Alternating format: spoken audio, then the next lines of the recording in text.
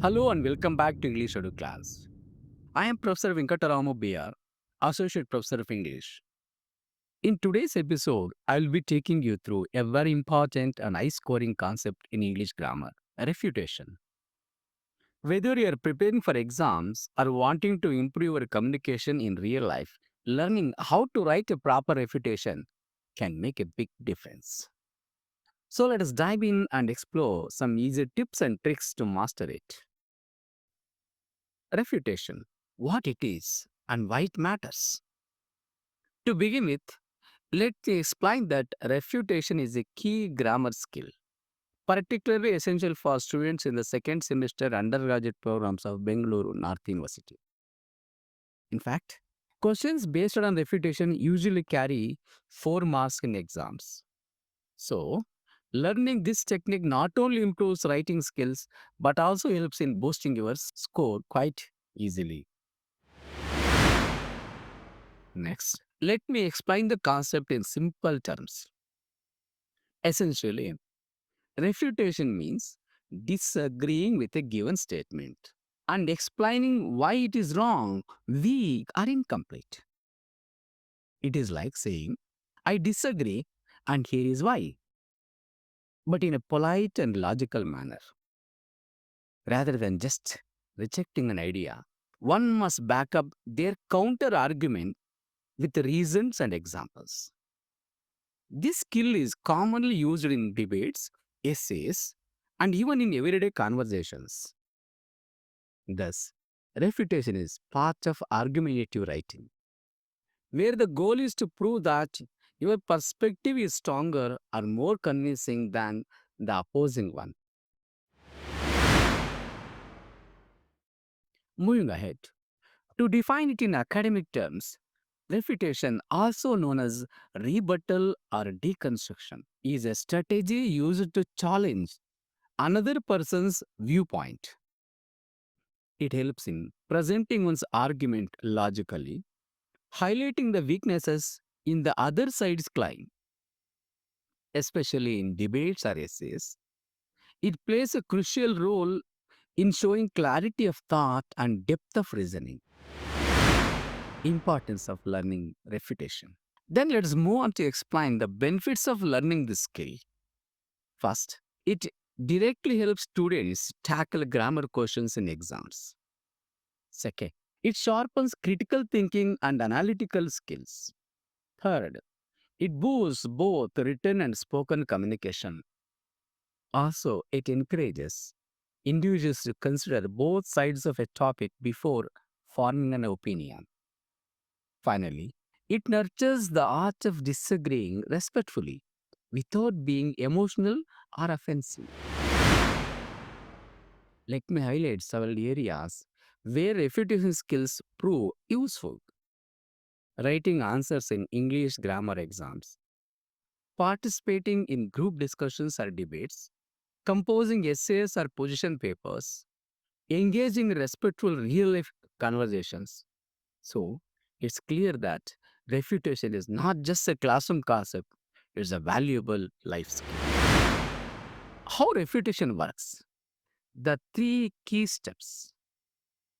At this point, let me break down the process of refutation into three simple steps. The first one is understanding the opponent's argument. Start by carefully reading and comprehending what the original statement is trying to say. The second one is pointing out the weaknesses. Then identify what is lacking or problematic in the statement. What is missing? What is flawed in the given statement? Finally, presenting your viewpoint.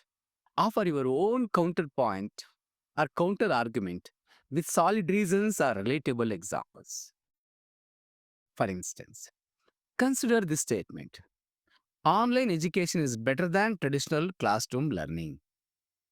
A good refutation would be: traditional classroom learning is better than online education because it allows for face to face interaction, immediate doubt clearing, and better student engagement. So let us jump right in and learn How to write a good refutation step by step. Understand the original statement. To begin with, always read the question carefully and understand the given statement or the original statement, what it is saying. For example, if the statement is online education is better than traditional classroom learning, then your job is to argue against this statement in a logical, respectful, and convincing way. Take a clear stand. Next, you need to make your viewpoint absolutely clear from the beginning. You must start by saying traditional classroom learning is better than online education. This makes it obvious that you are going to refute the original claim. Third one, find weaknesses in the original idea. Now comes the analytical part. Ask yourself, what are the flaws, gaps, or missing points in the original idea? So, you could mention things like online learning lacks face to face interaction. There are more distractions at home. It's difficult to conduct lab sessions online. These points show that the original claim isn't entirely strong or complete. The fourth tip is giving strong counterpoints.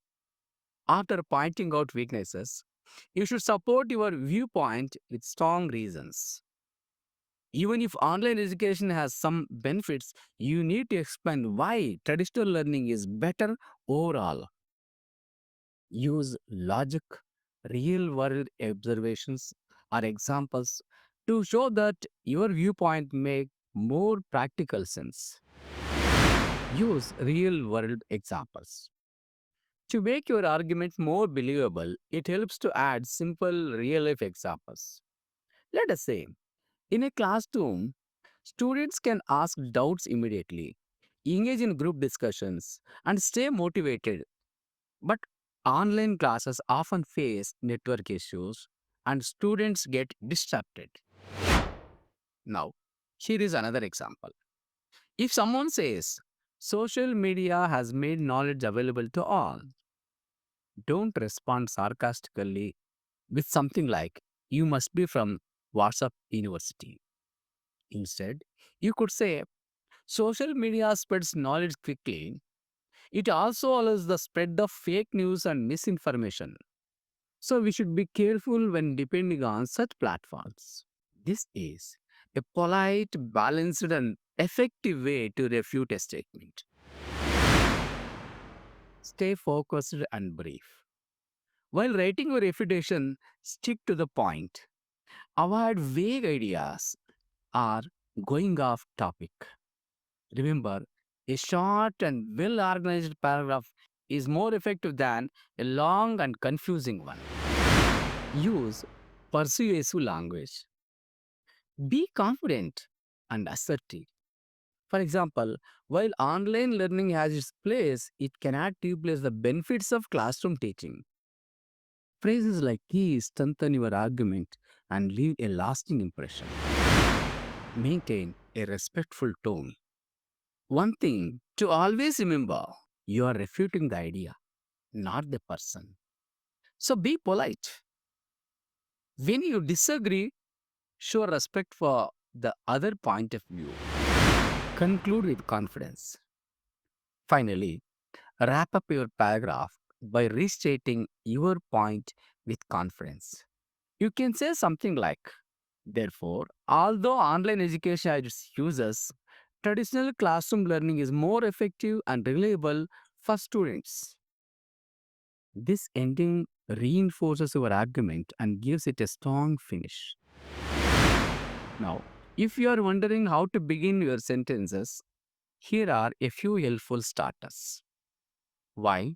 Some would argue that, although it has been said that, despite the argument that, on the other hand, research shows that, questioning the belief that, using these phrases will help you construct your paragraph smoothly and academically. So, to conclude, Refutation is not just a scoring topic in your exams, it is also a valuable life skill. It helps you learn how to think critically, write clearly, and disagree respectfully. By following these steps and practicing regularly, you can easily master this skill and apply it confidently in exams and beyond. Thank you for watching this video on refutation writing tips and tricks. If you found it helpful, don't forget to like, share, and subscribe to English Audio Class for more grammar lessons, writing techniques, and English tips. And yes, don't forget to click the bell icon so you never miss an update. I am Professor Venkata Ramu.B.R. and I will see you in the next video. Until then, keep learning, keep growing, take care, and goodbye.